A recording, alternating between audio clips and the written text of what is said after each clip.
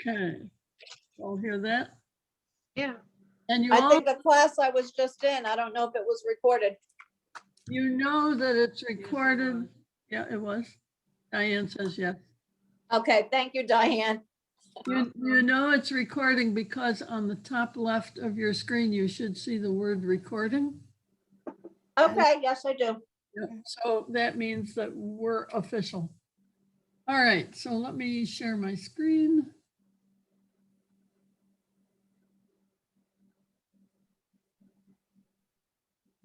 And Oh, nice. Nice. Yeah. Wow.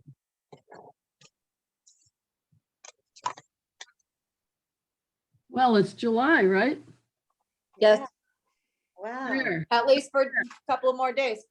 Yeah.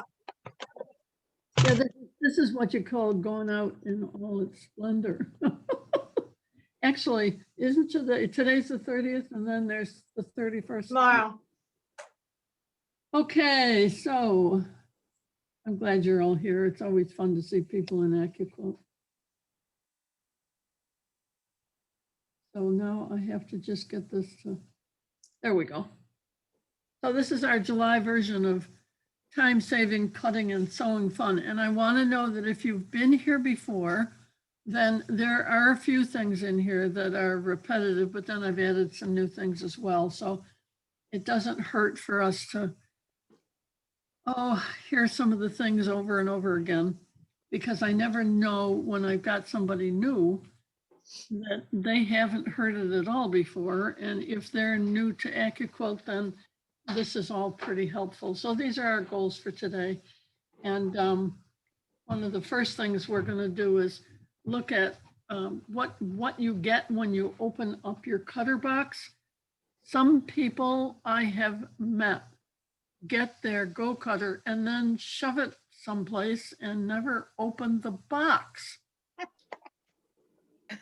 Lorraine, you're laughing. Did you do that? And for a long I mean, for a couple months, yeah. You know, like I what do I do with this? You know, so. Yeah, I did the same thing. it's I almost was worse than you. I waited 8 years. who said 8 years? Your favorite person. Oh, Laura, my gosh, you 8 years. And it was given to me for free. Oh my, The well, whole package. aren't you lucky? I didn't know what it was. Well, this is, I introduced this fellow, probably 3 or 4 months ago. This is what they call the combat quilter. And the interesting thing is, I'm not sure what his name is. But I do know that he has a wife named Christy. And apparently he used the Accuquilt to help him over PTSD because he got involved in making quilts of valor. Yes, you did. I think, oh no, wait a minute, I've got somebody coming in, just a minute. Please let His me- name is Andrew Lee. Andrew Lee, is that it? Yes. Yep. Okay. So meet Andrew Lee, the combat quilter. Hi, Andrew. He apparently, I don't know if maybe his wife was working for Accuquilt, and then as a result, he got involved in it as well. But when he got his box, he, I guess, was a little nervous about opening it, but he opened everything, laid it out, realized he had this book from Eleanor Burns, which she's very analytical. And so she gives you very clear directions that go with the dies that are in the box. And he used to cut by hand quilts of valor kits for people. And you can see on his kitchen counter here, he's got all these plastic bins lined up. And as he would cut pieces that would go into the kits, he would put like pieces into all those plastic bins, and then he would make the kits from all of the cutting that he did. And because his quilts were kind of scrappy, it didn't matter how he mixed things up, but I think he did between 10 and 12 quilts at a time. And then when he discovered Accuquilt, he discovered that it saved him hours. So that's one of the nice things about Accuquilt. It does save you an awful lot of time. It's not just for applique. These are things that he pointed out. It's not just for applique, it's for sewing as well. Time efficiency means you can cut a king-size log cabin quilt in 28 minutes as opposed to 3 hours and 15 minutes. Accuquilt has so many different dyes and patterns, less time designing.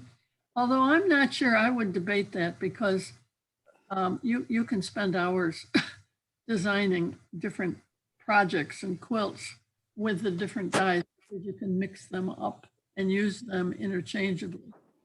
The dog ears are already trimmed off. That's wonderful. And it cuts the pieces so they fit perfectly together. And he says, for folks who struggle with finding the right blade, the right ruler, the right cutting mat, and the right amount of brain power to figure it all out, Accuquilt eliminates so many possibilities for something to go wrong. And that's one of the benefits of opening the box. He said that he had a terrible time managing his scraps and he would cut out these different sizes for different patterns, and now he knows exactly what sizes to cut out for the different dyes that he's working with. He says, this is my latest creation. Cut it out in 22 minutes and he got it done in 8 hours. Wow. Oh, That's really not bad. So this is what comes in the box, ladies, and with your purchase. And I'm not going to go through all of this. You look at the picture here. If you get the electric go big, you should be getting the long die, which is the 2.5-inch strip die, and a mat to go with that. There should be a flying geese die that comes with it. I believe that's inside the box, and that has a mat that goes with it.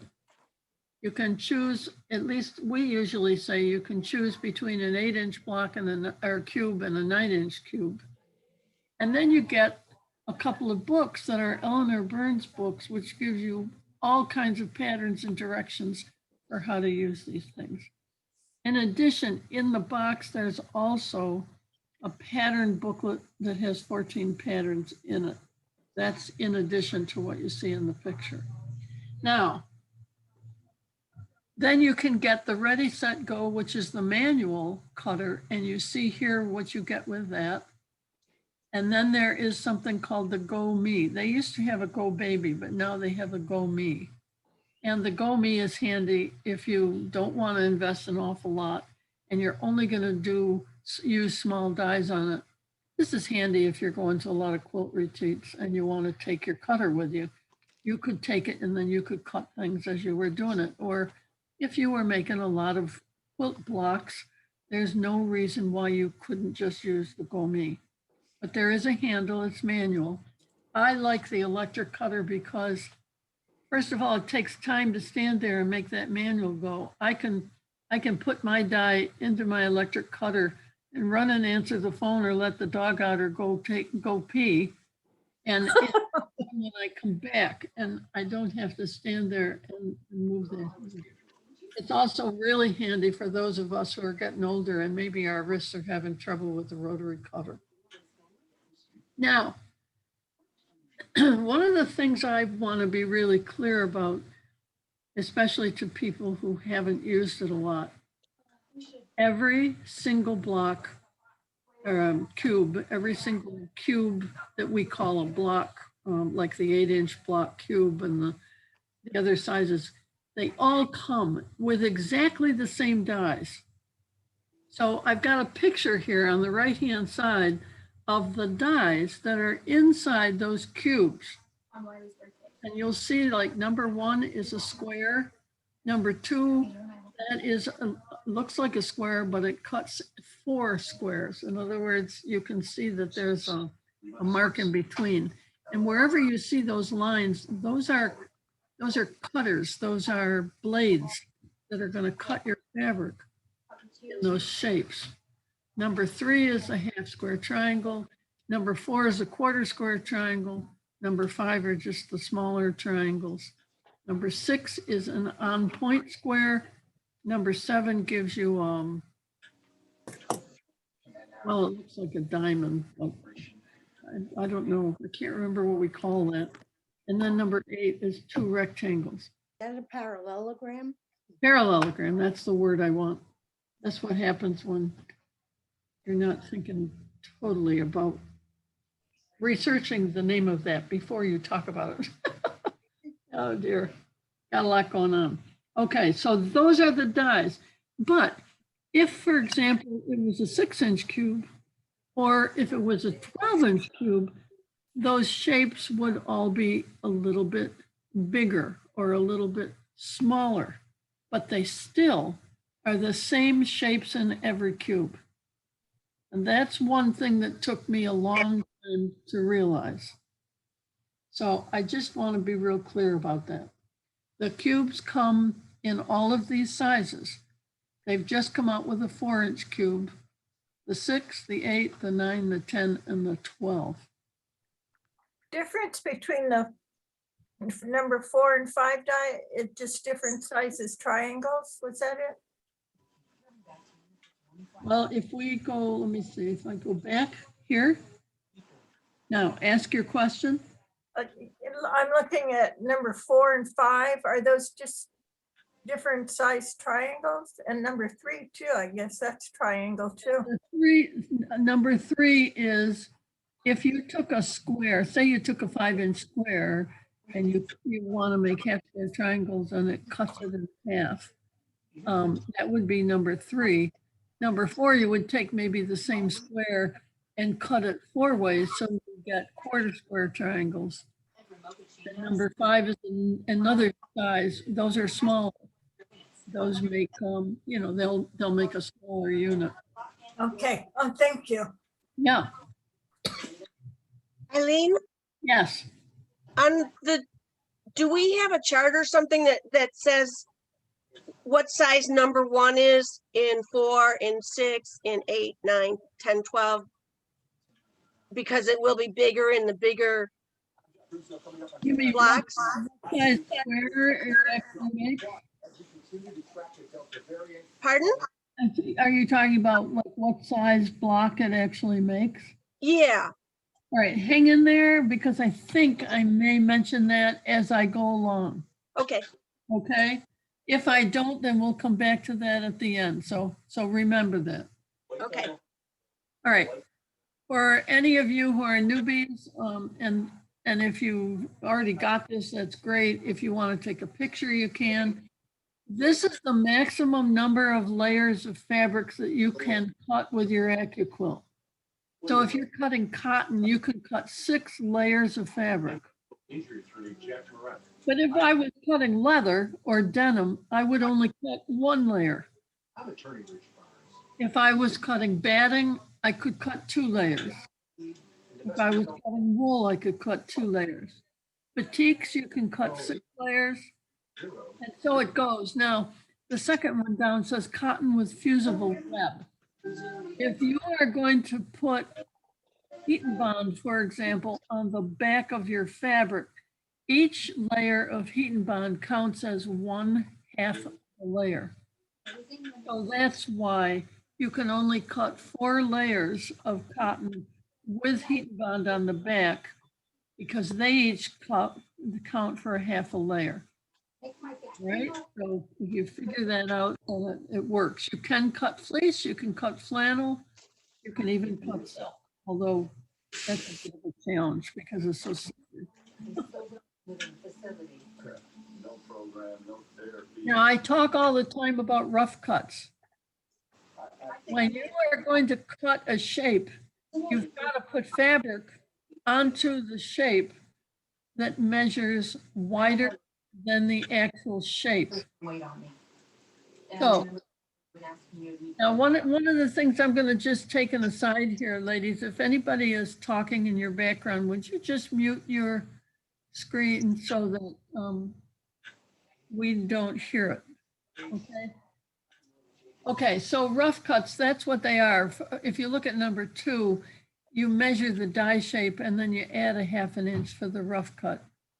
So that if you've got a die shape that measures 4 inches, then your rough cut fabric piece would be a 4.5 inch square. And you would make sure then that you wouldn't waste an awful lot of fabric. So let me do it with a picture. These are some of the dies I've got. And you will notice, I don't know, this is probably from say an 8-inch cube. What I do is I measure the actual die shape that I'm going to cut. And you will see on the left-hand side that when I measure that, it's 4.5 inches square. So the piece of fabric that I have to lay on top of that is at least a 5 by 5 square. Then I only waste about 1/4 inch all the way around. And I take a permanent marker and I write with that permanent marker on each die so that when I'm getting fabric to cut that shape, I know that I need a 5.5 inch square or I need a 6 inch square. Hey, there's instructions in here. Okay. In the box? Mary, would Where'd you you print them? Mary, would you mute your screen? I did, didn't I? Nope. It's down, that should be down in the left-hand corner. Well, they're here. Thank you, dear. Okay, so the permanent marker becomes your friend because it helps you label things. Now, let's talk about lengthwise grain a little bit. Just want to clarify that length of grain is the grain that runs parallel with the selvage. And if you take a piece of fabric and you yank on it real hard, it's going to make a high-pitched sound if it's the length of grain. Now, if it's width of grain, which goes, as I showed you in the picture on the right-hand side, width of grain goes from selvage to selvage rather than parallel. And when you yank on that, it's going to make a very low sound. And that way you know that that's width of fabric. So if that's width of fabric, you want to turn it the other way and you're going to lay it on the die with your length of fabric parallel to the label on the die. So the general rule of thumb is if you lay the die with the label toward your tummy, then when you lay your fabric on there so that the selvage is, the length of grain is parallel with that die, then you know that you're going to cut that shape okay and it will not stretch out of shape. If you cut it on with the fabric, if you say to yourself, you know what, it doesn't matter, I'm just going to put it on anyway. When you go ahead and sew that into something, if you cut it on with the fabric, it's going to stretch out of shape and it won't go together the way you want. And then you're going to get mad at Accuquilt. When it wasn't Accuquilt, it was because length of grain wasn't honored when you actually cut your pieces. Here's one of my tips, and I talk about this a lot, but it's really important. If you've got more than one cube and you've got all the dies out on the table, you're going to get those dies mixed up if you don't label them. In other words, you've got a wonderful label on it, but there's nowhere on that label that it says what cube it's from. So I take that good old permanent marker and on the end of each die from a cube, I label it. So these are dies that are from the 8-inch cube and I put the 8 on the end. If they were dies from the 6-inch cube, I put the 6 on the end. Because a lot of times when I'm working on patterns, I'll have the dies laying out and I'm grabbing the dies and cutting. Well, I have to stop and look at whether I've got the right size or I'm going to waste fabric because I'll be cutting the wrong size out and then it won't go into the pattern. I have a question. If you have the curves and the angles, are they that have to be labeled too? If you've got the corners and the angles, Yeah, right. for example, if they are the corners and the angles that go with the 8-inch die, then I would, yes, write an 8 on the back of each one of those dies because those are also the same shapes that are in all the other angles and corners, and you don't want to get them mixed up. It also means that if you're going to put them back into the package, you know, for storage, you're going to be putting the right ones in the right container. It makes it much easier. It's kind of a shortcut, which I really value. Just Now- out of curiosity, Eileen, do you Yes. use, say, dies from the 8-inch and dies from the 6-inch in the same quilt? Yes, I do, especially when I do the those block of the month blocks. There are some of our blocks where we use the 6-inch and the 8-inch in the same block. Oh, wow. So that's where you begin to realize how usable, you know, how usable the blocks are together. So as far as storing your dies, always stand them up rather than pile them up. The only thing that will make our dies or compromise the life of our dies is if we pile them on top of each other, because they get very heavy and they're going to start pushing down on the blades. If you stand them on their side or on end, then the blades are protected and your dies should last a lifetime. You shouldn't have to replace them. Okay? Now you can put them in wire racks. You can put them in their storage boxes. I have a lot of mine that are out if I'm using them. I just make sure instead of piling them up, I stand them up against a wall or in between some books or some of the containers so that they're all on end. Now this is an Accuquilt table, and I want to thank Irene Root because she recently got one of these tables, and she realized that that box that is on the top of the table, it's a really handy attachment to the table that's permanent. And when you use a die, then it doesn't go clunk down onto your table. It slides right out on top of that box. Well, that box is hollow, and you can put your 10-inch dies into that box. Just slide them right in it. And it's like, oh, I had a table for over a year and a half, and I never thought about doing that because I like the 10-inch square, and it's a big die. It's wide. But gee whiz, it slides right in there, Irene. Thank you very much. And Well, then I you, couldn't get it to fit anywhere else in the table. So there I saw that spot and I thought, oh, it might fit in there. It fits in there perfectly. oh, it's perfect. It's great. Because I had it on the bottom shelf, and every time I'd go and cut, I would hit my leg on it, you know? And it was like, no, this isn't right.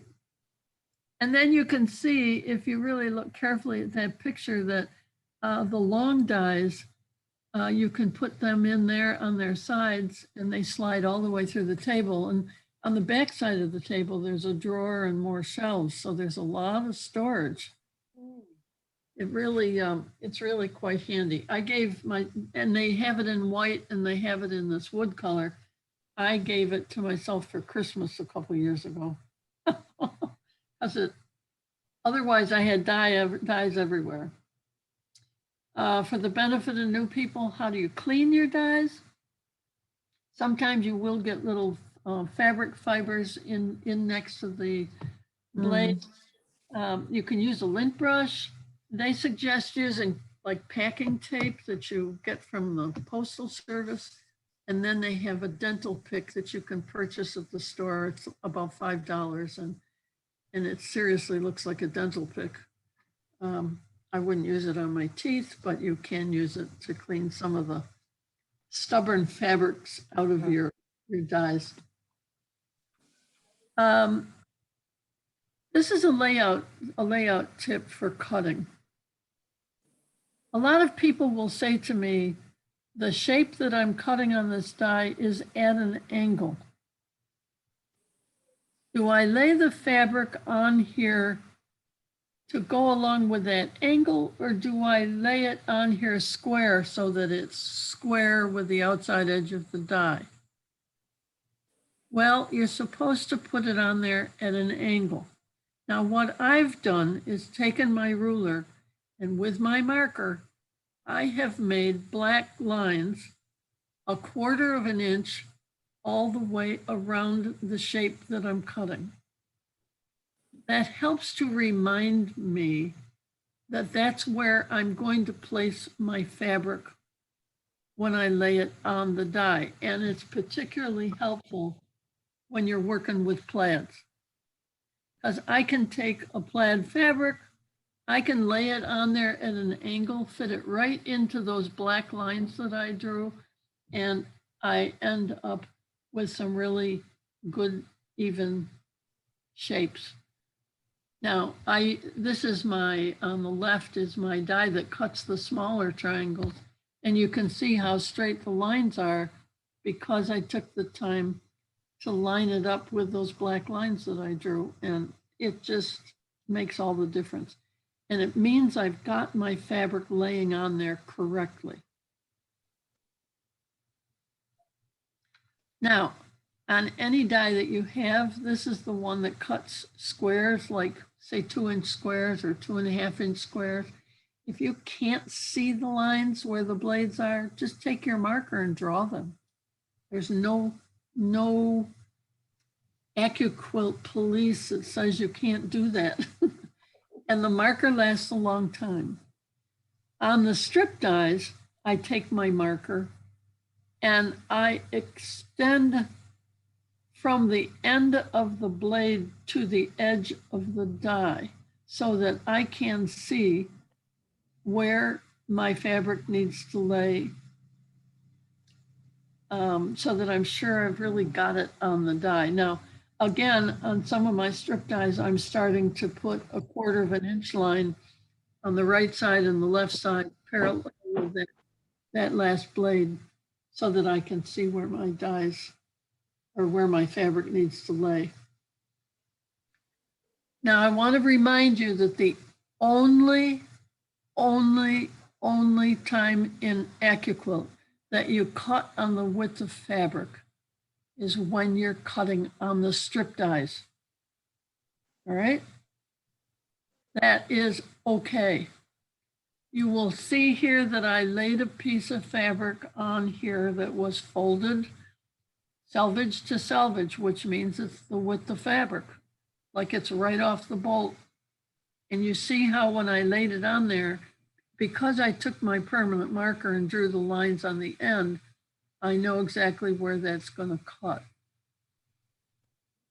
Now, the benefit of cutting with the fabric when you cut your strips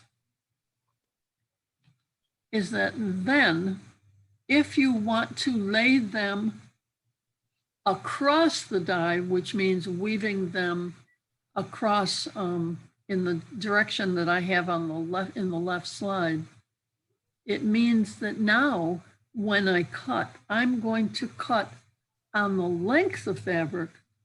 And so if I'm trying to cut squares, they're not going to go out of shape because you're cutting them on length of fabric. Okay? So the next question I usually get is, how do I know which cube is right for my pattern? And I'm just going to walk you through what I have learned over time. Here's a block that I cut out of 3 or 4 different fabrics. And the first thing I'm going to say is, you could cut this out of the smaller blocks like a 6 or an 8-inch, but I could cut this very same pattern out of the 10 or the 12-inch, and it would be 18 or 24 inches square, and it would make a nice table topper. So the very first thing to think about when you get a pattern is, okay, I like this pattern. I want it to be a queen size quilt. So I could cut this with a 10-inch or a 12-inch, and I'm going to have big squares that'll go together into a big quilt. So let's just walk through this. There is a a booklet that we usually give people here in the store for free. I call it my Accuquilt Bible because it references all the cubes and the dies that they have. If you can get a hold of one of these, they're really very, very helpful. And inside, if you turn to page number 9, it lists the cubes. Now, this is when they had the 6 to the 12-inch cube. And it down the left-hand side on the left-hand column are all the shape numbers. Across the top are all the different cubes. And then in each square, it gives you the unfinished cut. And it gives you the finished cut of each one of those shapes. That's really, really important and helpful. So I guess I'm just going to say it again. Know that all the dies in any cube are going to build with those 8 shapes, but basically going to build on die number 2. Now, die number 2 is your basic square. And if you look at the basic square, you will again see that it gives you the unfinished square and the finished size. Right straight across the board. So, say you've got a quilt pattern that looks like so. You really like that block.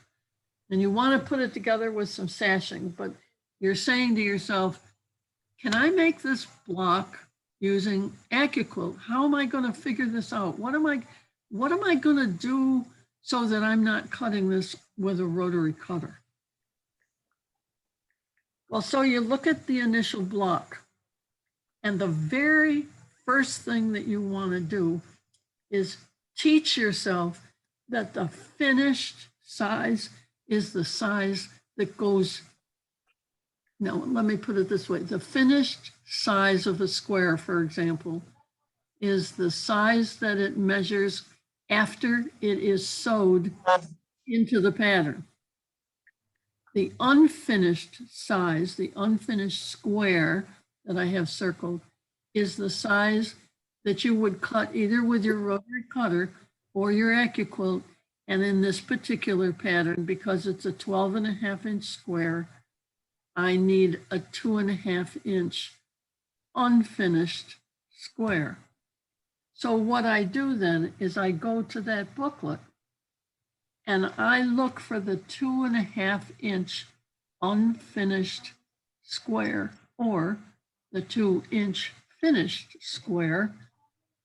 And when I go across that row, I discover that I can make that square or that block using the 8-inch cube.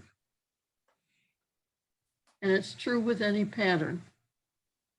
Now, again, I'm going to say that if you wanted to make a king size quilt, you could try making it with the 12-inch block, and you're going to get huge squares that are going to measure, I think it's what, 18.5 inches. And then you can put together a huge king size quilt. Remember, the shapes are the same. Whatever pattern you choose is going to change size based on the cube you use. And it all is based on what that initial square is. So if you make it with a 3.5-inch unfinished square, that's before you sew it into the quilt, it's 3 inches finished. With a 12-inch cube, you're going to get a king size quilt. I don't know, Joyce, is this starting to help you figure some of that out? Yeah, this is exactly what I was looking for. Yeah. This is no matter what pattern you use, even if it's a quilt pattern, you know, that they give you the layout, they tell you everything to cut. If you look at that pattern and you decide that you're going to follow the directions for, say, a king size, when you look at what they tell you to cut, it will be based on a 3.5-inch square. So any place in the pattern, you've got to find what they're going to tell you to cut the squares at. If it's a 2.5-inch, or say it's maybe they say what, 2.25 inches, then you're going to use a 9-inch cube. Now, every once in a while, you're going to get some pattern that says cut 2 7/8 inch square. Well, you know what? You're going to get the same pattern results if you cut that square 3 inches, add another 1/8 and just cut it 3 inches, and you're going to change up the size of your quilt. It'll be something in between what you do with the 10 and the 12. But you begin to learn to play around with it. So this just kind of sums it up. And then you can do your sashings using whatever strip die you want to use. You could use the 2.5-inch strip die that you get with the package. If you want to invest in a 1.5-inch strip die, or a 1 3/4, or a 2-inch, or a 2 3/4, I mean, you can do whatever you want to do. I like that it frees you up to be a little bit creative. Okay, so here are some of the new products that they've got out there as part of Christmas in July. This is something new that's coming out. They have a lot of strip dies, ladies, you know that, from 1.5-inch or 1 inch all the way up to 6.5 inches. Well, now they're coming out with one that's 2 3/4 inches and another one that's 6 inches. That means your 2 3/4 inch unfinished butt will end up 2 1/4 inch in your quilt. It also means you've got a 6-inch, I guess I would call it like a border die, but it also means that if you need 6-inch squares for a pattern, you can get the 6-inch strip die and then cut it into 6-inch squares. Just turn your strip and cut it in the other direction, as I showed you earlier. This is what they look like. If you want to know the number of the dies, if you're in the market for these, there's your die number and the price. And they're not cheap. You discover that. But if you elect to purchase dies that you know you're going to use a lot. In other words, I've got some people, when they make flannel quilts, rather than using a 2.5-inch strip die for their binding, they would prefer the 2 3/4 inch strip die. So if you're going to make a thick flannel quilt, then this die would make sense for you, especially if you do it a lot. Okay. This is another new die they've just come out with. They have a program now that they call Die to Try, and they present these dies that if they become popular, then they make them available to the public. So this is one of the Die to Try dies that they've come out with. It's a sports die. And so they've also got quite a number of patterns that are available. And I would say to you about patterns, their patterns are very good. They're very clear.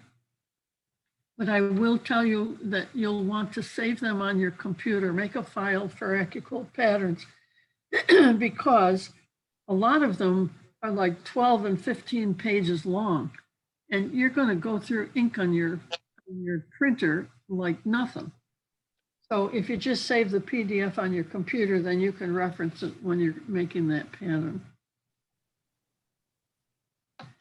They've come out with an Accuquilt mug. And if you're a real enthusiast and you've got to have a special mug for what you're doing, then these are available, or they're nice for gifts if you're going to give somebody something at Christmas time. I'm going to put a plug in for these setting triangles that they came out with last month. This is really a game changer because you can, what do I want to say? You can take square blocks and set them on point using these setting triangles and corner triangles. and change a pattern totally. They have them 4, 6, 8, 9, 10, and 12 inches. But the reason I keep putting these in now is I want you to understand that if you have a 6-inch cube, you don't necessarily want to buy 6-inch setting triangles. If you have a 12-inch cube, you don't necessarily want to buy 12-inch setting triangles. If you have a 4-inch cube, you don't necessarily want to buy 4-inch setting triangles. And the reason for that is that your squares are what is important. And I'm just going to mention that in the next slide. This here, I did want to put in a little star to tell you that usually when you make setting triangles, you take a square and you cut it in half. And that means when you cut it in half, it's very stretchy on the diagonal. They've got this fixed now so that you can cut on the length of grain.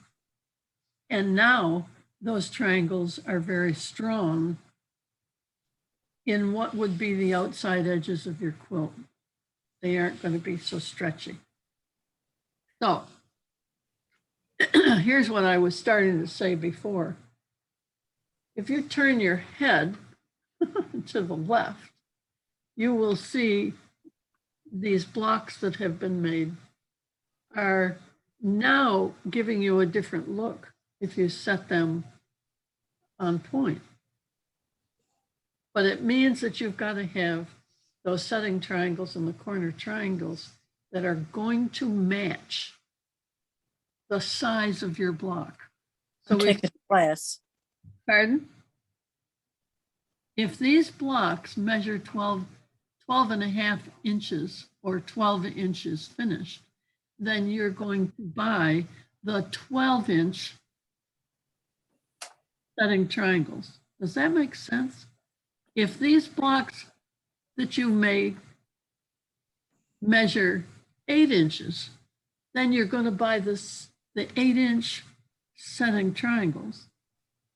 You might have made these 12-inch squares with a 6 and the 8-inch cube, but because the end result is a 12-inch block, you're going to get the 12-inch setting triangles. Am I starting to make sense? I just want you to be careful that you don't make some assumptions. It all is based on the finished block size, not your cube, okay?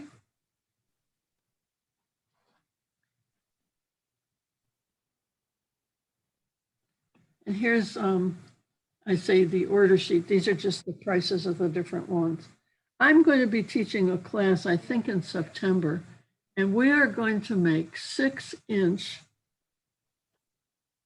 square in the square blocks using the 6-inch square in the square ruler. But then we're going to take those and we're going to turn them on point and use 6-inch setting triangles to make ourselves a runner that has a little different look than if we just put a bunch of 6-inch squares together.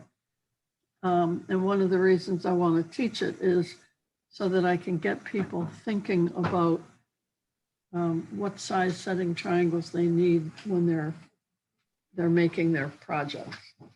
The basket of lilies, I think this came out last month. This makes a 12-inch finished block. So if you were using this with setting triangles, you see, you would want the 12-inch setting triangles to go with it. This is what a die like this looks like. If you are new to Accuquilt, they have what they call bob dies, where it will make a whole quilt with one die. You don't have to buy lots of different shapes to cut all the different shapes that goes into a pattern like this. It's all done on one die. This is the flamingo dye. If you're into flamingos, this came out this summer. This was another one of those dye to try dyes. And then they've got some books that are new on the market.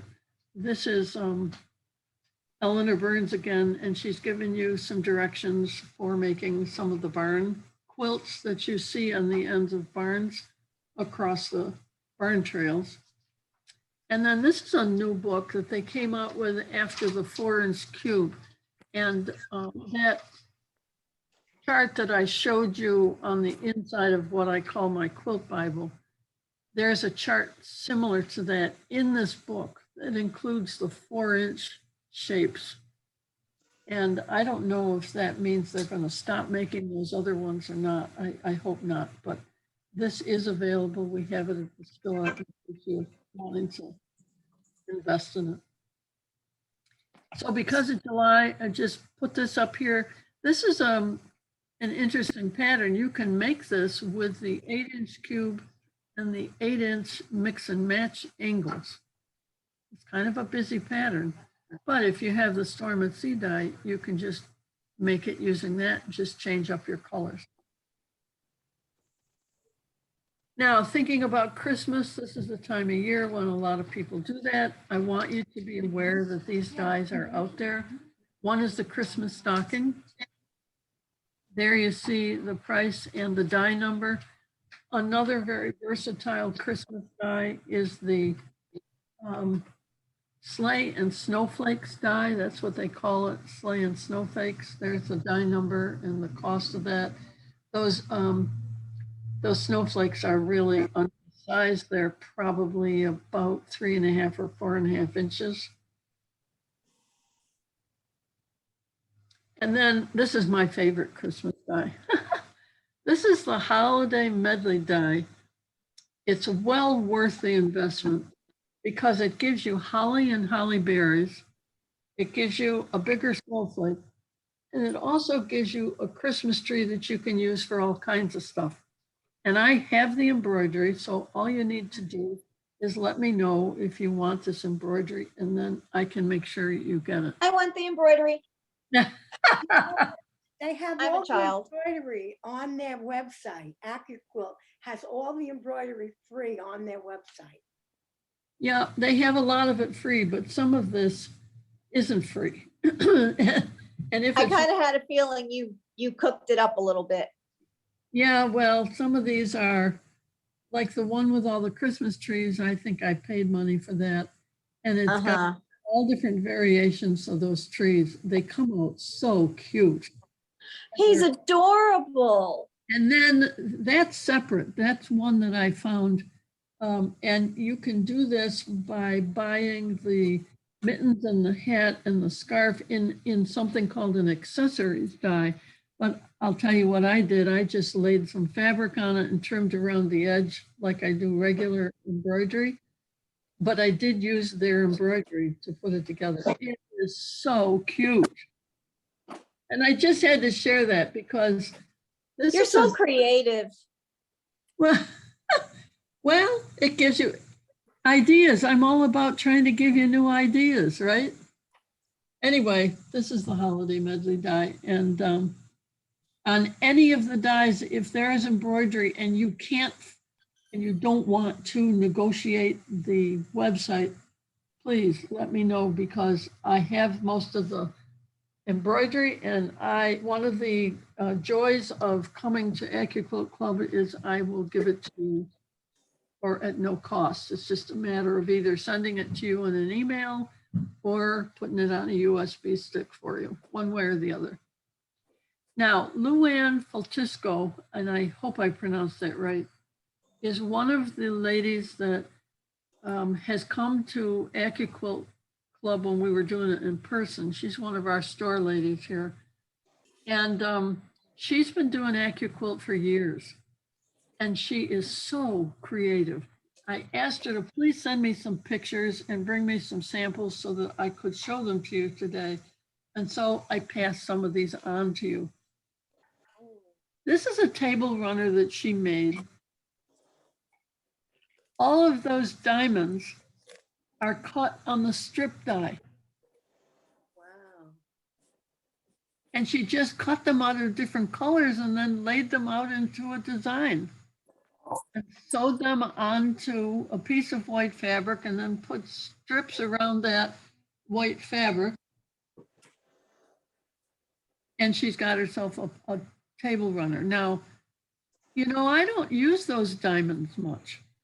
And when we get done, I'll show you how to lay your fabric so that you get them, all right? And then she took a circle from the circle die, or I don't know, some circle die, and she made a circle and put it on the middle. And that's just as cute as a button. You could do all kinds of design if you wanted to play with it. Now, this was a combination of the spring medley die that has the chicken and the rabbit, and then the tumbler die. She put the tumblers together in different colors, and she used the spring medley die figures on the ends, and she's got herself a table runner. And I don't know. It just shows you that you can combine the different dies to make different items. Now, I've actually got these samples here. She took the truck die, and then she used the heart die, and she made that little piece in the top left corner. She took the Christmas ornaments die and played with different fabrics and stitched those out. She took the coffee cup, and then she put hearts from the heart die in the coffee cup. She's just clever. Okay. Here's your Sunbonnet Sue. You can do it in either direction, just depends on whether you cut your fabric upside down or right side up. And then in the center of that, that's from the Rose of Sharon dies. There are 2 Rose of Sharon dies. One is a bigger one is a smaller one. And she cut it in fabrics that blend with the rest of the runner, and it's as cute as a button. So you can combine. Now on the right-hand side, you'll see the cat die. That's the cat, and with the cat embroidery, there's embroidery that comes with it. The Christmas tree in the middle is the Christmas tree from that holiday medley die, and the dog on the bottom is the dog from the dog die. And then look at her edging on that. She took diamonds that she cut on the strip die and put those together. Clever. And then put squares in the corner. It's hard when you put those diamonds on to get them to match up in the corner, so you have to be a little bit innovative. And then she's got all of her strips from the strip dies that she has. Now on the left-hand side, that tall Christmas tree, if you have the pineapple die, the pineapple bob die, she cut her green shapes on the pineapple die, and then she piled them one on top of the other to make a tall Christmas tree. So clever. And then she's got her holly from the holiday medley, and then she made a snowman with circles, and there is a holiday accessories die that makes the hat and the bow, that. And all the squares are made with her strip die. So that's why I just laugh when that fellow, the combat quilter, said something about how Accuquilt frees you up. You don't have to do a lot with designing. Are you kidding me? What I want to say is it frees you up time-wise so that you can design. You can create what you want to create by putting different things together. Now here's the owl die. And by taking the owl die and turning it in different directions and putting the eyes on so that the eyes are looking in different directions, you can have some fun with that. Isn't that just cute? I love it. Now, in the owl die, ladies, you can make like 8 different animals, 8 or 9. You can make a frog, you can make a cow, you can make Oh dear, I don't remember now. You can make all kinds of animals. I don't have it right here, but you can do the similar kind of thing, and you can have their eyes looking at each other depending on how you want to put them on. On the left-hand side, she made a fox runner that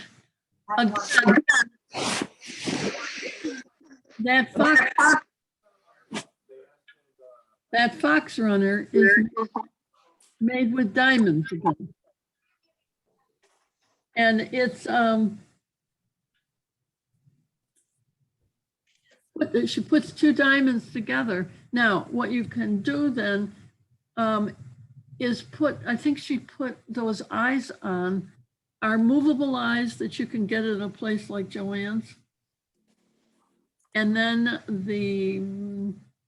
I think the nose is a black circle, and then the bow comes on a die that they call a Bow's die. But my gosh, when she ever brought that to our Accuquilt club when we were in live, everybody was gaga over it because it's so clever.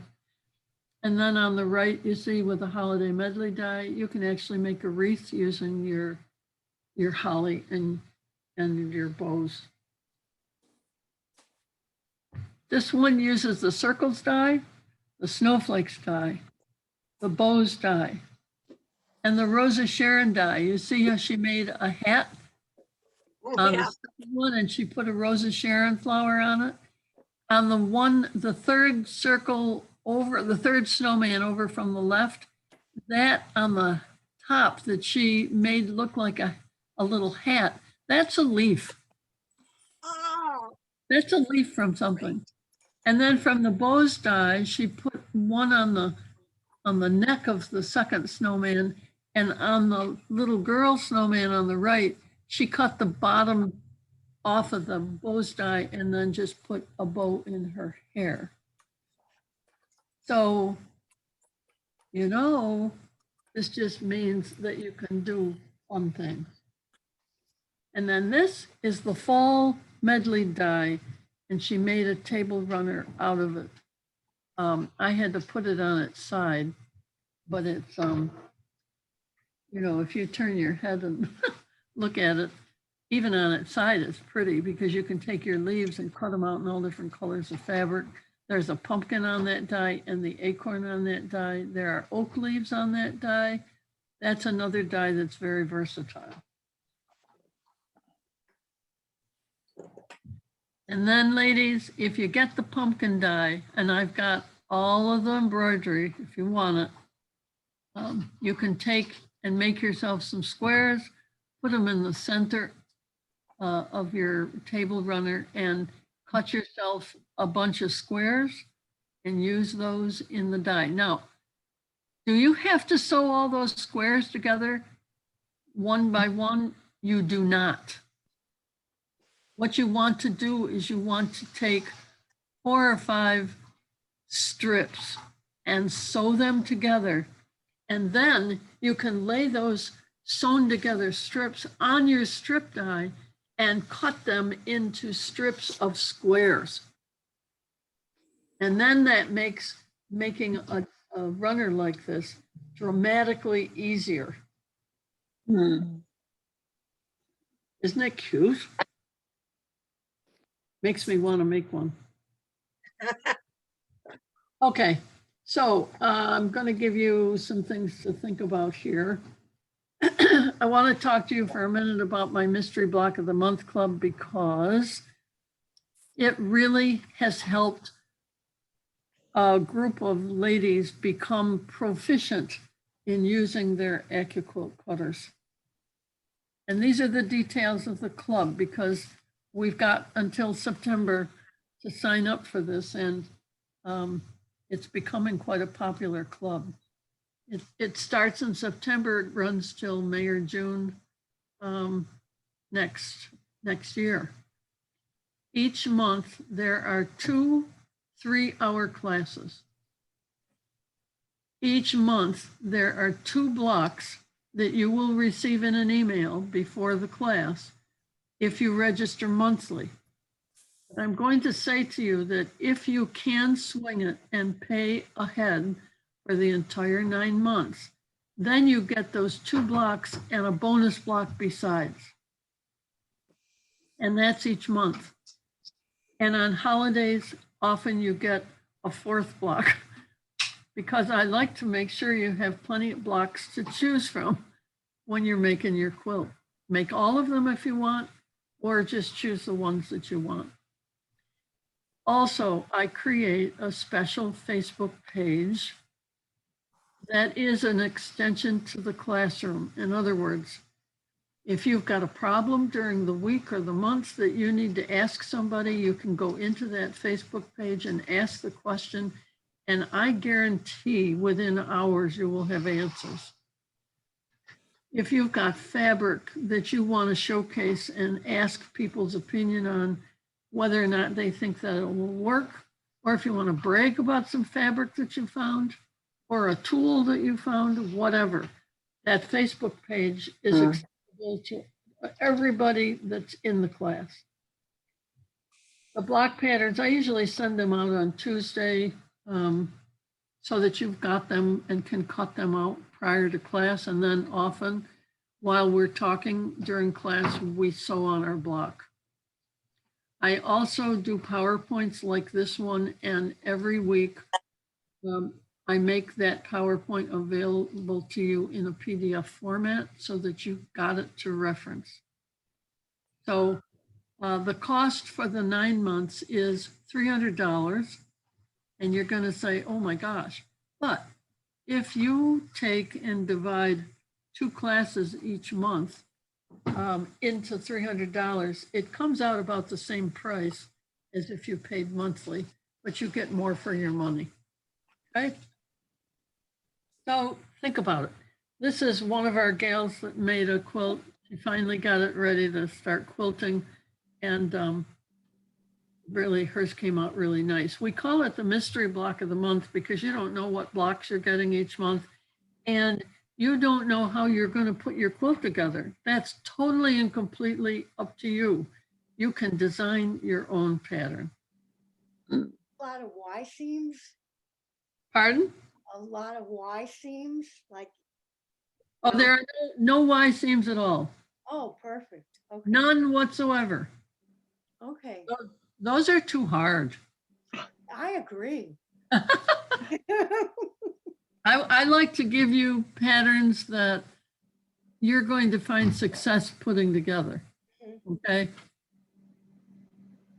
Now, here's another thing to think about. We just finished on the right-hand side, we just finished the feathered Christmas tree.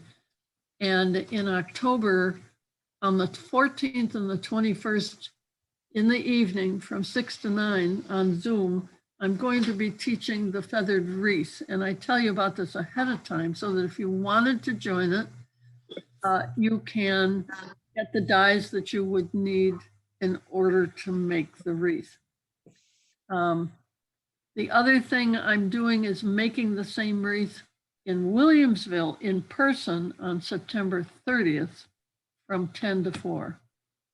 So if you have the dies or can get them by then you've got an option to do it on Zoom, or you can do it in person with me in Williamsville, because the classroom in Williamsville is going to open up on September 1st. Oh, good. Oh, Okay, these are the dies, the heather feather dies, they're called, that make the shapes both in the Christmas tree and in the wreath. Now, there's another die that I haven't listed, and that is, if you look at the wreath, there's a beautiful bow. And that's actually, I believe, a die, but I don't know what that die is offhand. Would have to look it up. Anyway, that's a class that's up and coming, and you can use your 1.5 inch and your 2.5 inch strip dies when you cut your strips to put it together.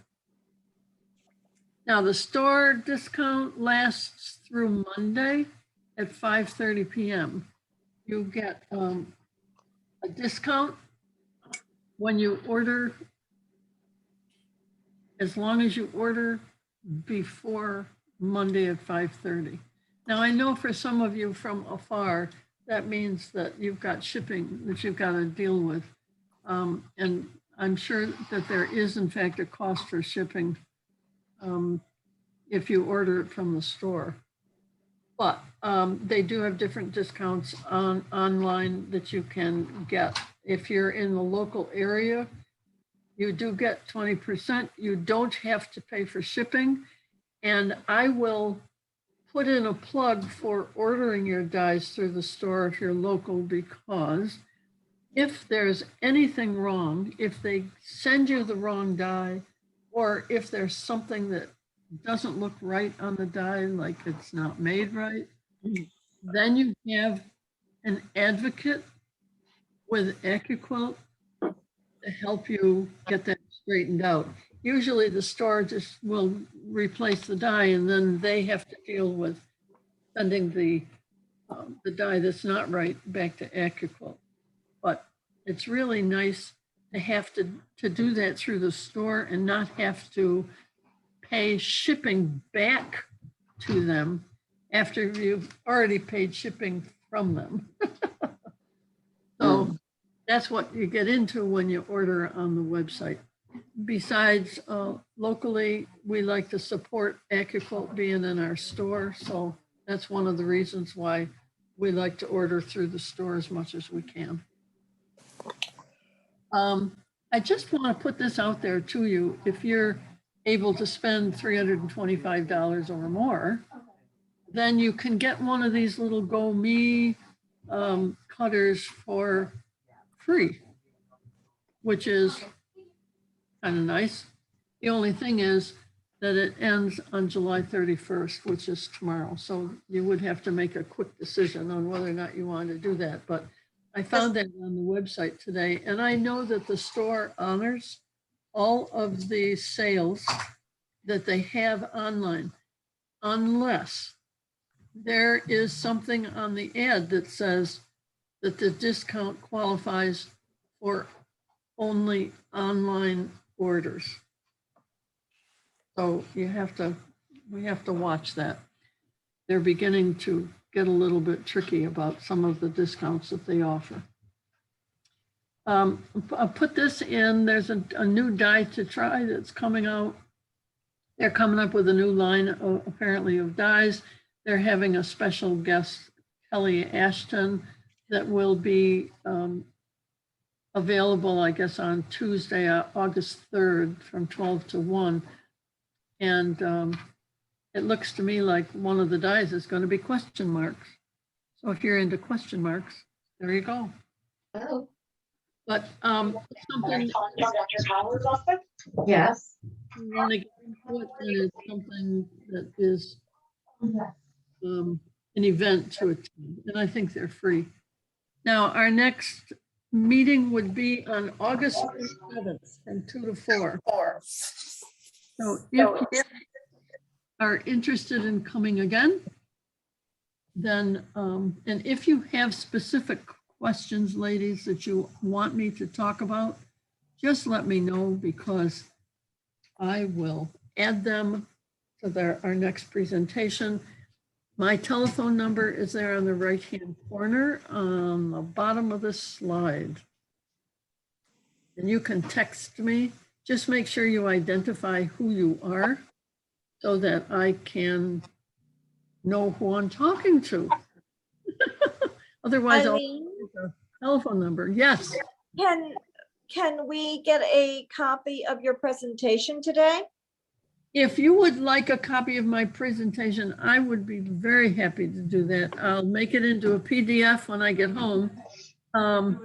Would you do me a huge favor? And would you just text me? Sure. I think I have your email, don't I, Laura? We've spoken. I Yeah. know you have my phone number for texting. Yeah, so just send me a reminder so I don't. I forget. will. Okay. Anybody else who wants a PDF from today, just text me at that number and I will send it to you. This is what our display looks like in East Aurora. And you'll see the quilts across the top. Those are all quilts that I've made for, using some of the different dyes. And they, the one on the left on the top, that's made with the orange peel. I love the orange peel. It's a lot of fun. And then the second one in from the left is the Hunter's Star. And the third one in from the left is made with the, that's one of the patterns that comes with the electrical, and it's made with the flying geese dye. And then there's a smaller table topper made with the North Woods dye that has a bear and a moose, and that pattern comes with the dye. So anyway, all right, so that's our PowerPoint. Let me close this out and ask if you've got some questions. I've got some of these samples here that Luann sent some more in. This is the bowl cozy that she sent, and this here is a plastic tablecloth that she cut up. And she uses it's cotton on the back and a plastic tablecloth. And she uses these, she says, to put nuts in, grapes, cookies, candy. Interesting. I would never have thought of taking a plastic tablecloth and cutting it up. And then, Do you hold that up again? I mean, I was going to take a picture. Thanks. I have to talk in order for you to see it. This is a bowl cozy, and she's used a plastic tablecloth on the inside. That's great. Thank you. Okay. This is a close-up of that one with the cup. I think there was a die with the cup, and then she took the hearts and put them in the top. And this is the one with the truck and the hearts. It's so Now, cute. the other one I want to show you. Eileen, before you jump off that last one, was that the scallop edging that she used on that last one you just held up? Well, I don't know. Let me just look here and see whether she sent me some directions. She's very good. She sends all kinds of goodies with her. I don't know. It doesn't say, but that's possible. It could be. Yeah, that looks too symmetrical, Unless she cut it with sometimes you can get those rotary cutters, but I don't know how to answer that. Could that be Rick Racked? Well, it's not Rick-Racked, it's cut. Oh, okay. Because the inside looks like it could be an insert of Rick Rack. No, it's just a white piece of fabric and it's cut. But I don't recognize that as an Accuquilt cutter. Do you? Is that a raw edge then, or? Yeah, it's made out of felt. Okay. Maybe a scrapbooking cutter? That's what I'm wondering, if it's a rotary cutter that has, because I had some of those when I did scrapbooking that would make it kind of wiggly. That's very possible. I'll have to ask her on that.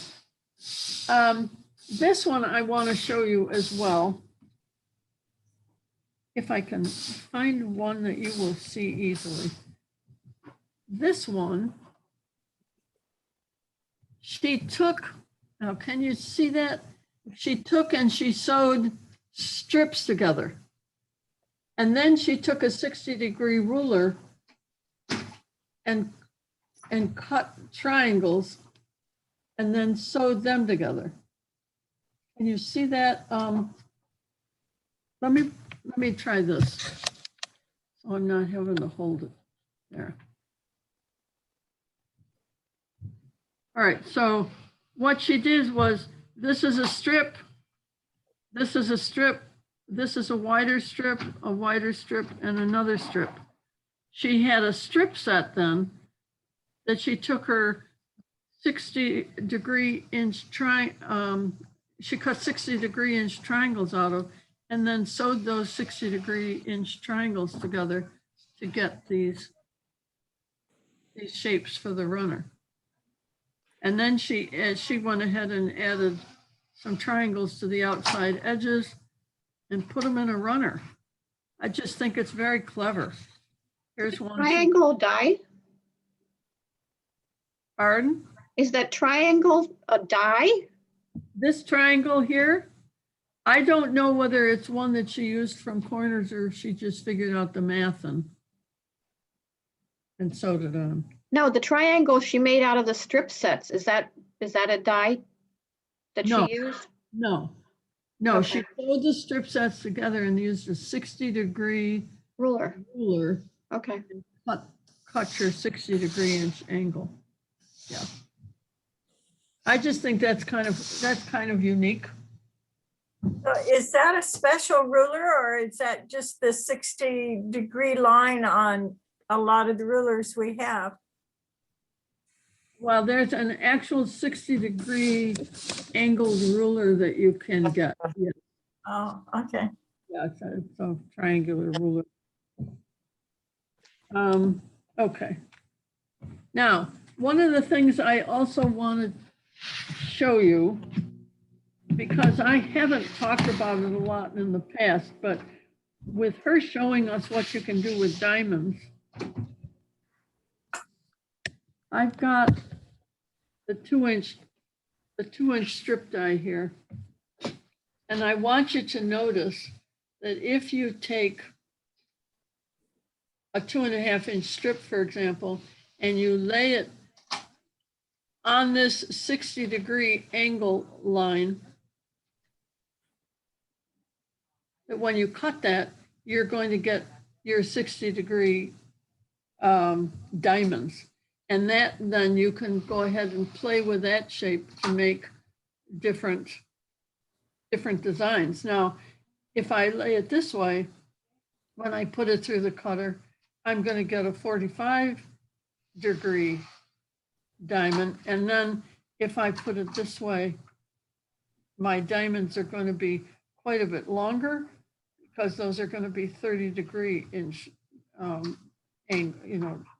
diamonds. The 60-degree, though, is what she used, I believe, to make the different patterns that she did. And that works out nice. But unless you've got a special reason to cut a lot of diamonds, usually we aren't using these.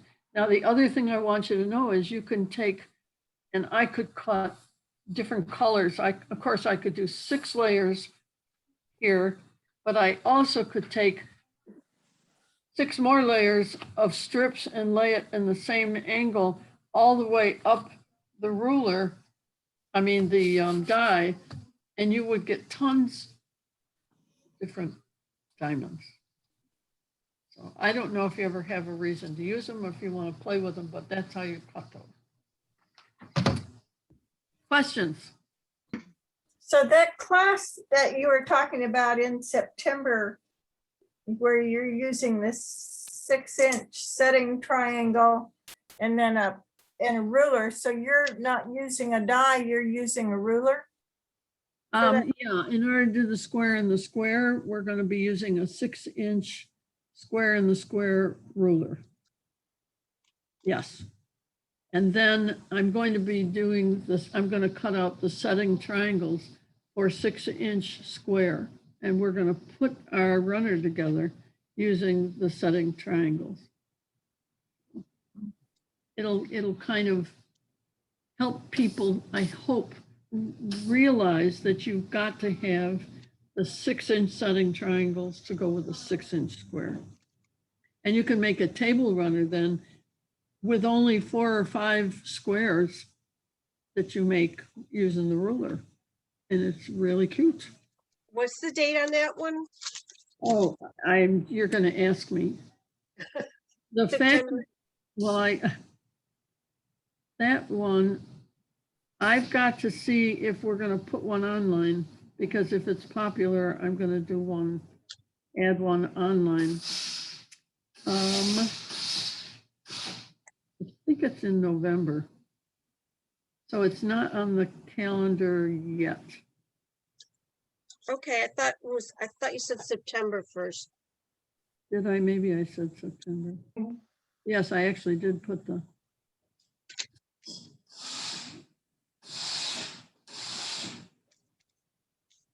You know, the other thing that you didn't mention, and I'm sure it was just an oversight, is that if you make your squares and you put them on point and you've got sashing in between your squares, that affects the size of the setting triangle that you need.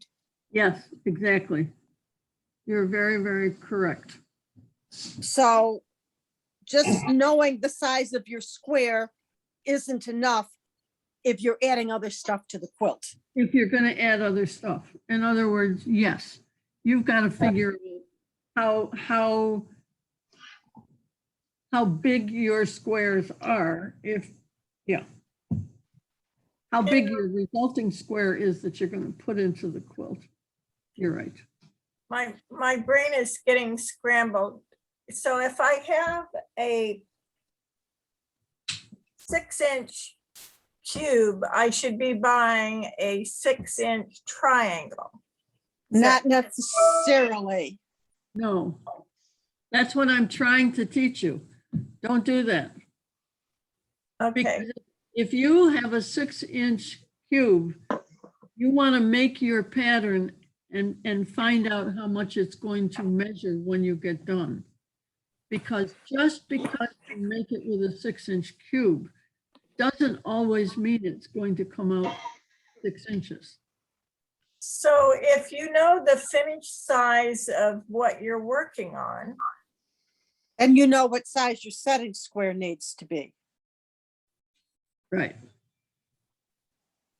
And that size includes sashing if you're gonna put sashing in. Right. Right. But you would want to make sure that whatever sashing, if you're going to use Accuquilt, you would want to make sure that whatever sashing you put on is going to make your square into a square that you can get setting triangles for. You see what I'm saying? In other words, if you make a 6-inch square and you're going to add sashing, then the next size up for setting triangles is 8 inches. So you would want to make it into an 8-inch square. You know, this whole discussion would make a really good class down the road. Yes, right. I agree. my brain says that's correct. I need a class on that. I'm just not familiar enough with this to make that all work in my head. I mean, I always just do the math with a little bit of high school geometry and figure out the size of my setting triangles. But it gets a little tricky when you start adding stuff into the quilt. I've been there and I just thought I'd mention that. Mhm. Yeah, I agree. I agree.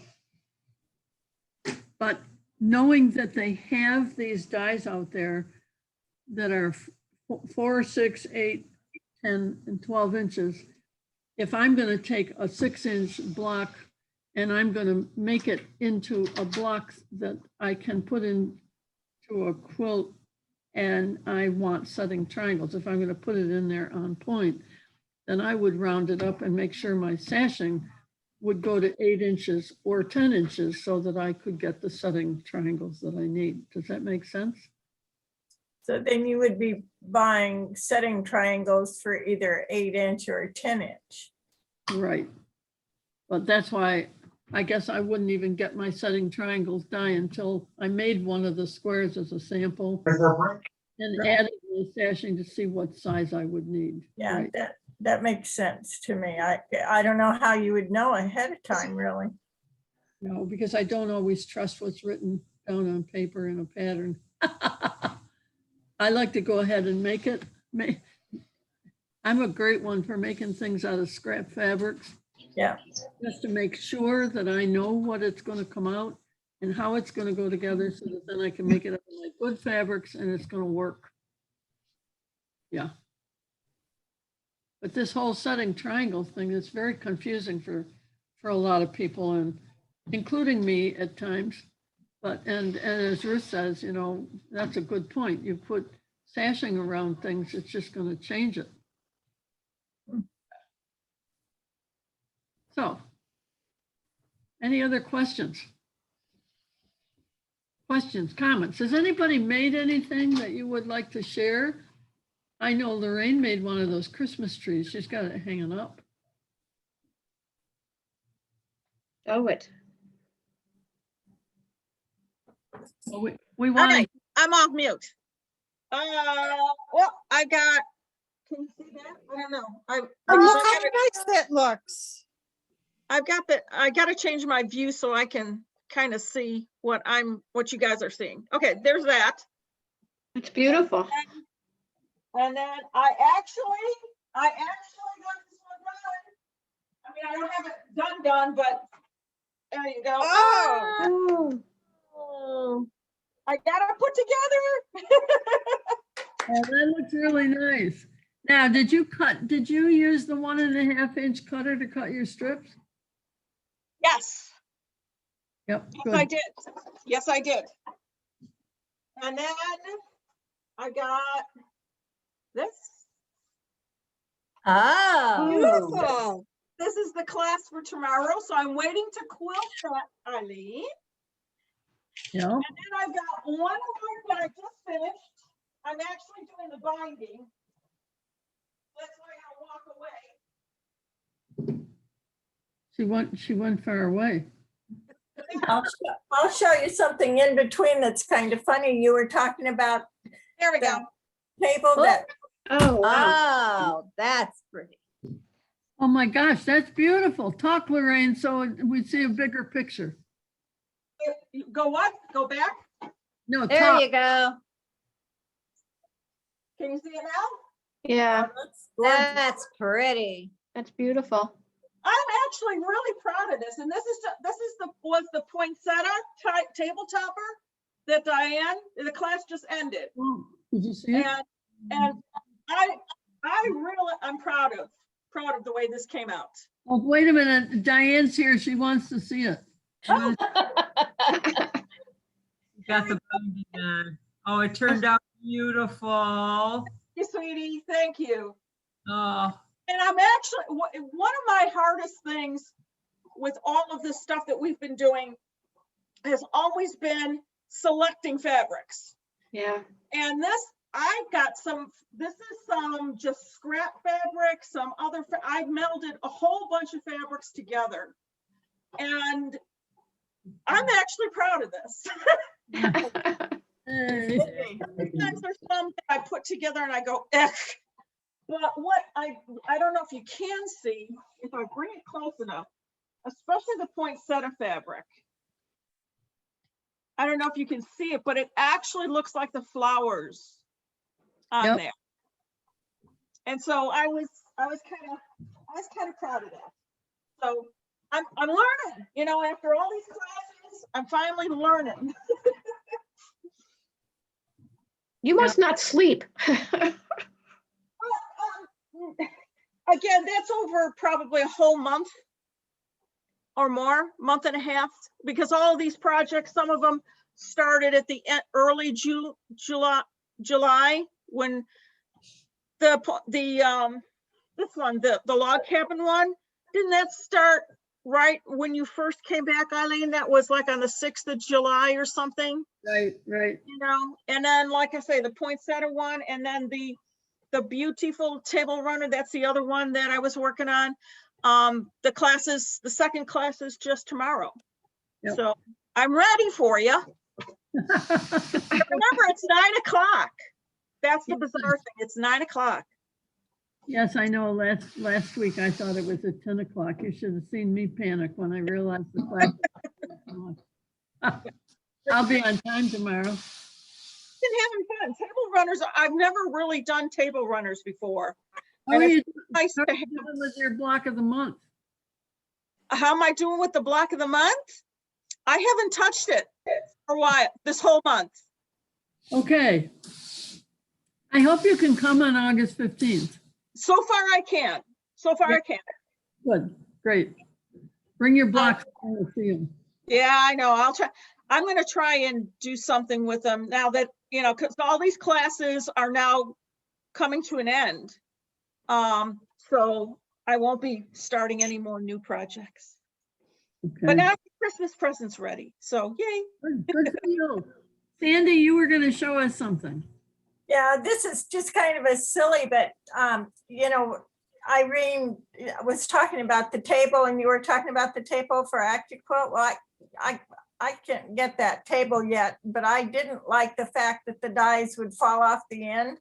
So my husband took a cutting board and then glued corks together Yeah.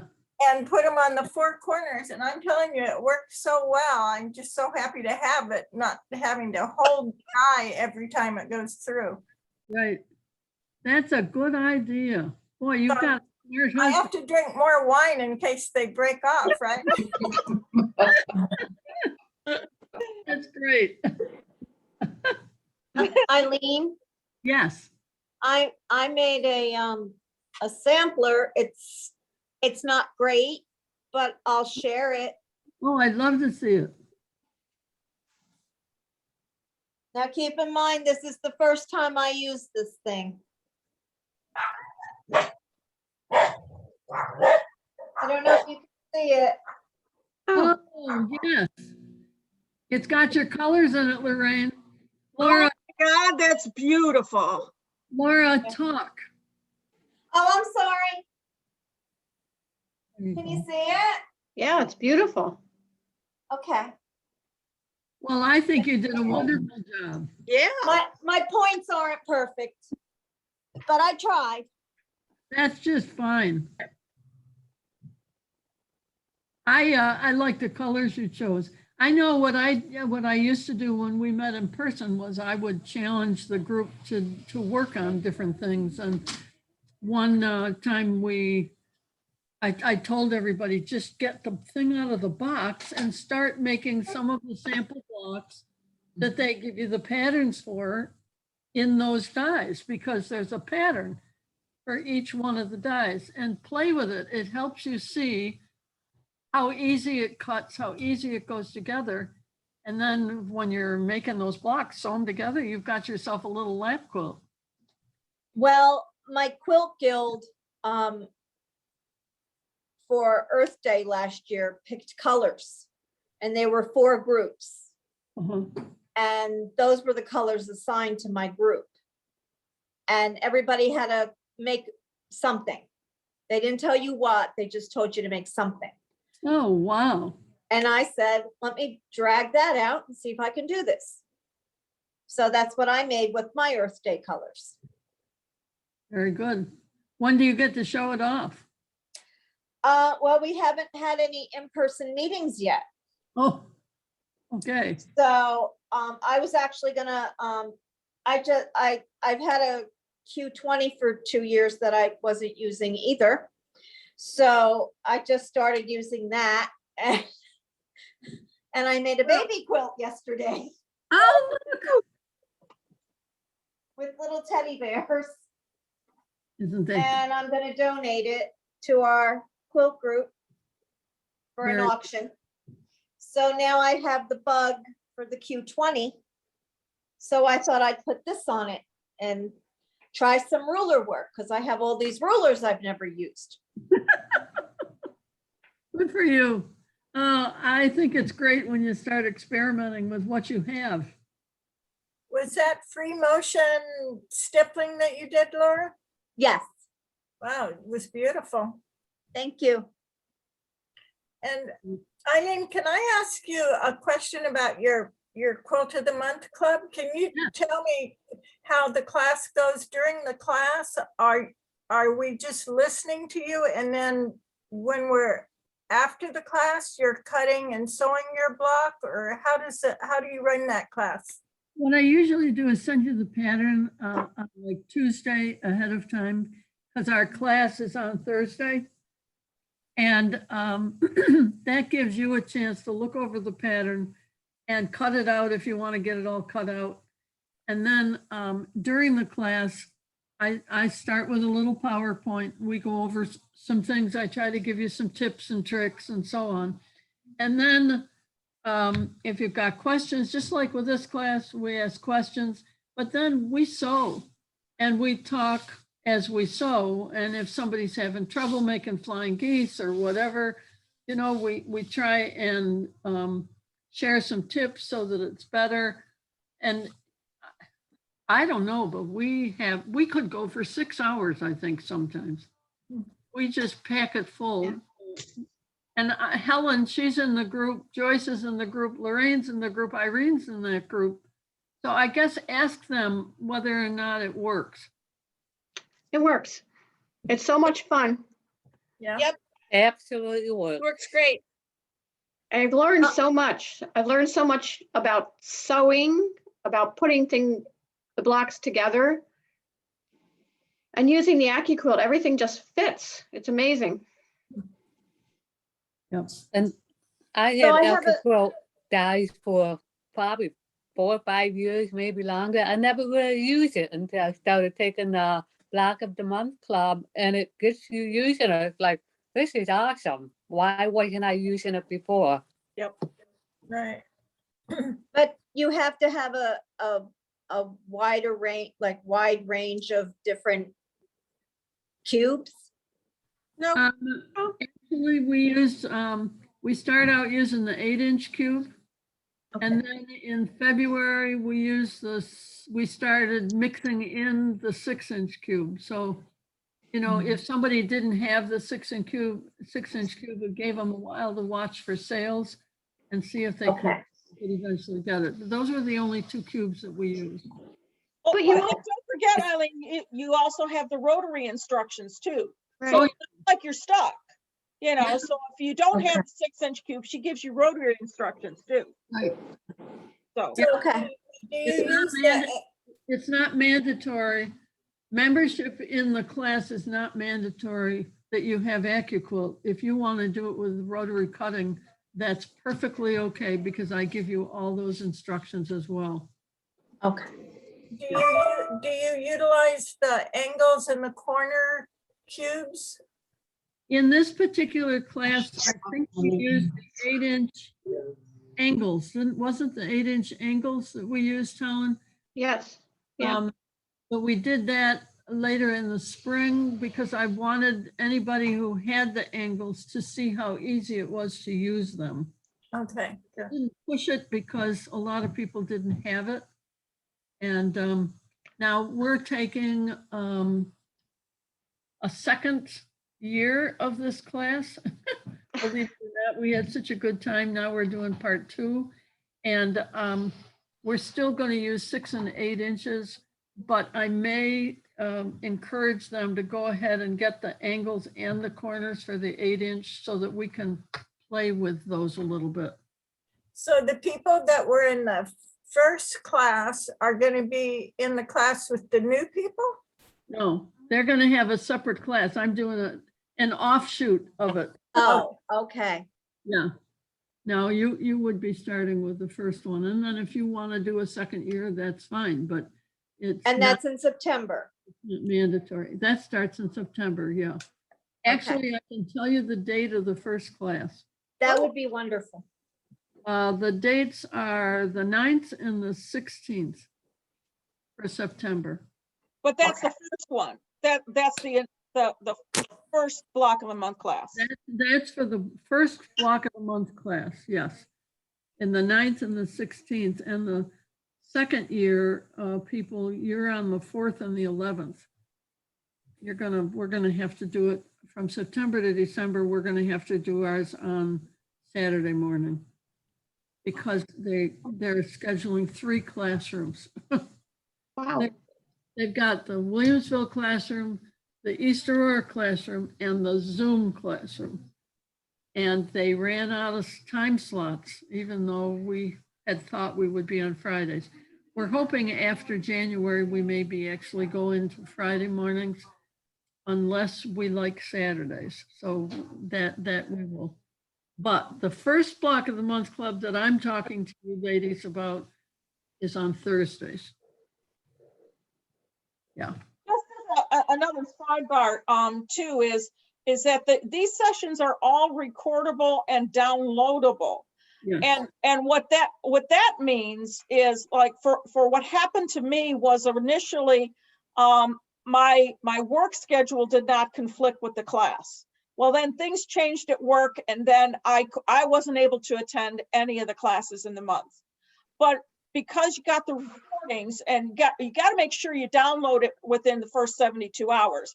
But once you get it downloaded, then what I would do for most of the class, I wound up just running the recording on my laptop, and I just did the quilting. I did the cutting and that, just like as if I was at the class.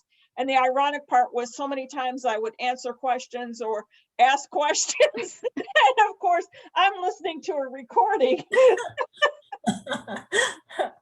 I did that. I've done that. Did anybody answer you? Did anybody answer you? No, thank God.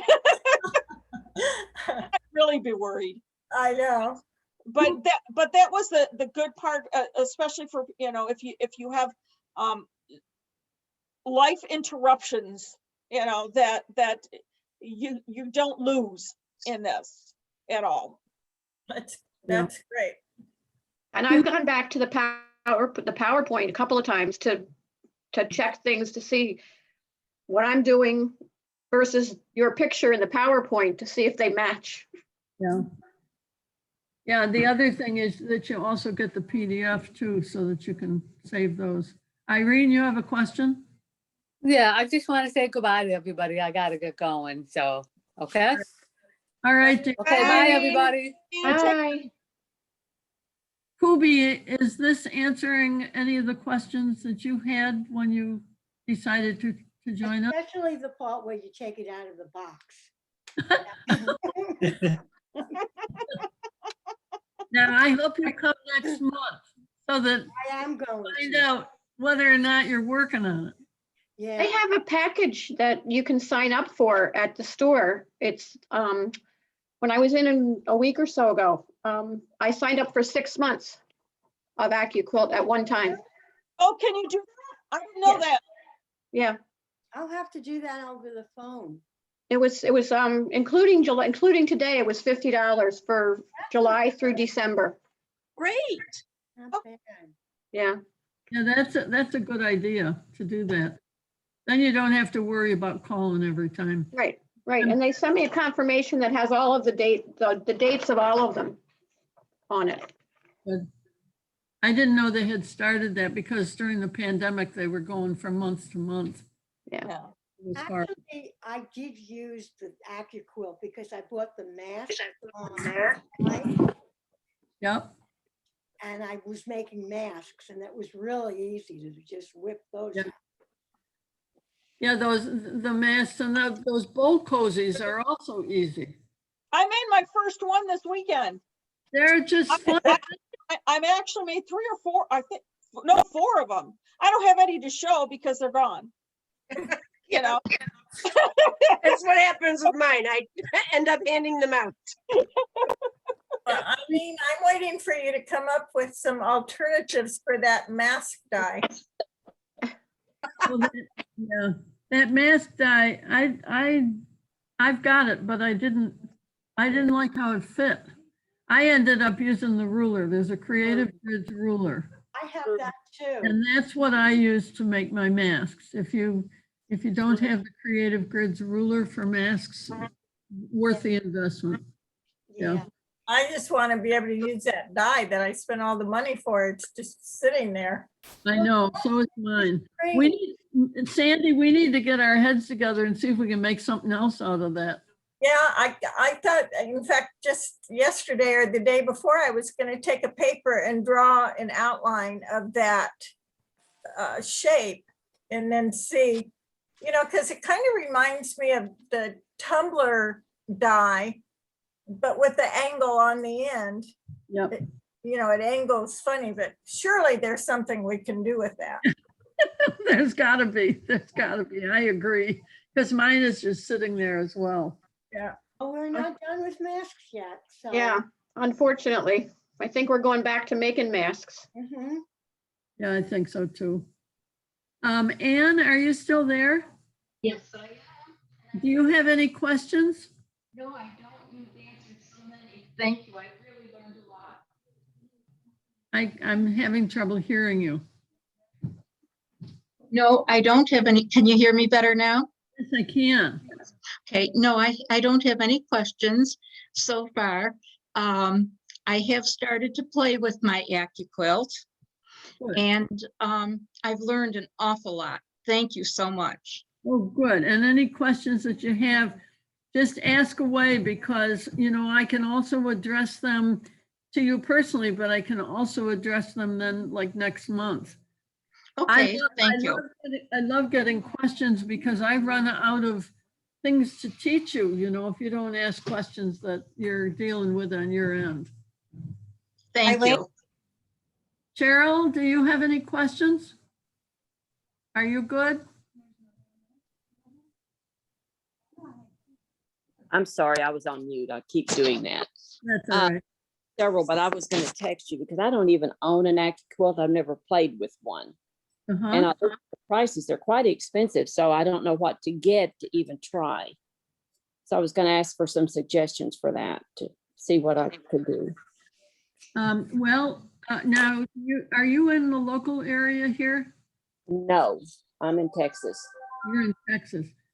Because if you've got a store down there that might sell them, then they will demonstrate it for you. Okay. You know, so that you can actually see how it works and what works. But that's something for you to look into. Eileen, Yes. sometimes I go on the Accuquilt Sell and Trade. And Okay. there's a person in Texas that's selling a whole thing because she can't do it anymore. Okay. So you might want to go on there and look. Yeah, There's there are the cubes and dies and the cutter, a lot of but YouTube. they live in Texas. There are a lot of YouTube videos that you can look at. We'll also show you how it works. I don't know. It's a big investment, but I've got to tell you, our store, we will finance it for people so that they can pay for it over time, and then it doesn't seem so bad. That always works. No, I just didn't want to buy because I don't know anything about what dyes we might use and that kind of stuff. I wrote the information about the cubes you're talking about. Yeah. But you know, but then I'm such a rotary cutter person. I can cut strips in a heartbeat, you know, and squares and all that stuff. It just doesn't bother me. Well, if you're good at that and you love doing that, then that's great. This is the kind of thing where sometimes people get to the point where they either don't have the time or their wrists, they funnel, or they're getting older and they can't put the pressure on the cutters that they need. And so the Accuquilt will save them. And it means that they can sew longer. So that's where it's an investment in our future. I like the accuracy though. It's also accuracy. It means all your squares are exactly the same. All your triangles are all exactly the same. And things go together. You have a very professional look when you get finished. I know, I'm putting my sashing on my block of the month blocks now. And each block, I keep saying, it's so easy putting the sashing on because the blocks are the size they're supposed to be. They're not ripply and stretchy. Right. Not all of them anyway. Well, the other thing that's nice about the strips is that you get a straight strip. You don't get a wonkiness that you can get when you cut them by hand. Do you know what I'm talking about? Yeah. Because I have a couple. Sometimes I literally cut the center out, but because it's too off. I know when I cut strips on I have to stretch because I'm short. So when I cut them, when I cut strips out, I end up usually going off towards the end, either, you know, either narrower or wider. Yeah. So I usually end up having to, my strip is never the length it's supposed to be if I care about what I'm doing. Yeah. If I don't care, I just use it, and it's a little bit wonky. Everyone gotta leave. Thank you, Eileen. This was wonderful. I'll see you next week. All right, dear. Thank you, Kubi. It's good to see you all. And I guess it's time for us to say goodbye. So happy. Hi, Eileen. I Bye, hope. everybody. Okay. Thank you, Eileen. Bye. Thanks, Thank Eileen. you. Thank you. Bye. Bye.